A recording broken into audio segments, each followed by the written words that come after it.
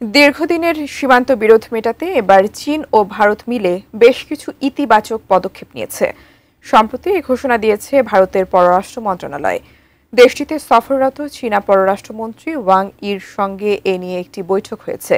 দিল্লির ওই বৈঠকে দুই দেশের সীমান্ত বিরোধ মেটাতে ঠিক কী নিয়ে আলোচনা হলো সেই খবরই জানাচ্ছেন লিমা সায়ন্তী। চলতি মাসের শুরুর দিকে ভারতের পররাষ্ট্র মন্ত্রণালয় জানিয়েছিল, নির্দিষ্ট কিছু জায়গা দিয়ে চীনের সঙ্গে বাণিজ্য কিভাবে আবারও শুরু করা যায় সে ব্যাপারে দুই দেশই কাজ চালাচ্ছে। চীন ভারত দ্বিপাক্ষিক বাণিজ্য যেসব জায়গা দিয়ে আবারও শুরু করা যেতে পারে বলে মনে করা হচ্ছে, তার মধ্যে রয়েছে উত্তরাখণ্ডের লিপুলেখ পাস, হিমাচল প্রদেশের শিবকিলা পাস এবং কিসিমের নাথুলা পাস।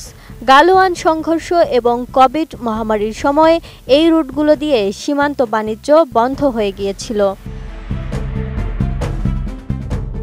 সম্প্রতি দীর্ঘদিনের সীমান্ত বিরোধ মেটাতে চীন আর ভারত মিলে বেশ কিছু ইতিবাচক পদক্ষেপ নিয়েছে বলে জানিয়েছেন ভারতের পররাষ্ট্র মন্ত্রণালয়।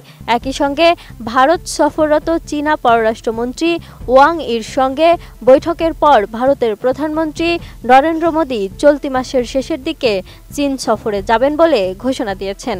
সেই সময়ে সাংহাই কোঅপারেশন অর্গানাইজেশন SCO বৈঠকেও যোগ দেবেন বলেও জানান তিনি। তবে গত 7 বছরে এটাই হবে তার প্রথম চীন সফরে চীনের প্রেসিডেন্ট শি জিনপিং এর সঙ্গেও বৈঠক করবেন নরেন্দ্র মোদি। এর আগে দুই শীর্ষ নেতা 2024 সালের অক্টোবরে কাজানে ব্রিক্স শীর্ষ সম্মেলনে দেখা করেছিলেন। দুদিনের সেই ভারত সফরে এসে দিল্লিতে পররাষ্ট্রমন্ত্রী S জয়শঙ্করের সঙ্গে 18 আগস্ট বৈঠকের পর ওয়াং ই বলেছিলেন, ভারত আর চীন একে অপরকে প্রতিপক্ষ বা হুমকি হিসেবে না দেখে অংশীদার মনে করা উচিত বলে মনে করেন তিনি। RICL TMX, যুগের পর যুগ স্থাপনা থাকে মজবুত। এদিকে দুই পারমাণবিক শক্তিধর প্রতিবেশী দেশের মধ্যে সীমান্ত নির্ধারণ নিয়ে যে অস্বচ্ছতা রয়েছে দীর্ঘদিন ধরে, তা মেটানোর জন্য 19 আগস্ট বিশেষ প্রতিনিধি স্তরের 24তম বৈঠক হয় দিল্লিতে। সেখানে চীনা প্রতিনিধি দলের নেতৃত্ব দিয়েছিলেন ওয়াং ই এবং ভারতের পক্ষে প্রতিনিধি ছিলেন জাতীয় নিরাপত্তা উপদেষ্টা অজিত দোভাল। সীমান্ত বিরোধ মেটাতে যে ব্যবস্থাপনা ইতিমধ্যে রয়েছে তারই অধীনে একটি বিশেষজ্ঞ গোষ্ঠী এবং আরেকটি কার্যকরী গোষ্ঠী গঠন করা হবে বলে সিদ্ধান্ত নেওয়া হয়েছে। এছাড়া উত্তেজনা গোছানোর ব্যাপারে কিভাবে আলোচনা করা যেতে পারে সে বিষয়ে কূটনৈতিক ও সামরিক পর্যায়ে সীমান্ত ব্যবস্থাপনার কথাও বলা হয়েছে বৈঠকে।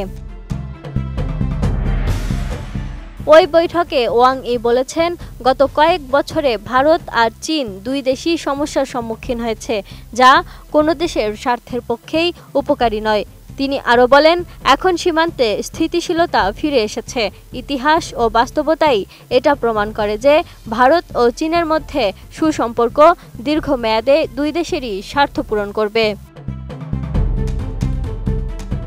Lima Sayanti, desk report, 18 news.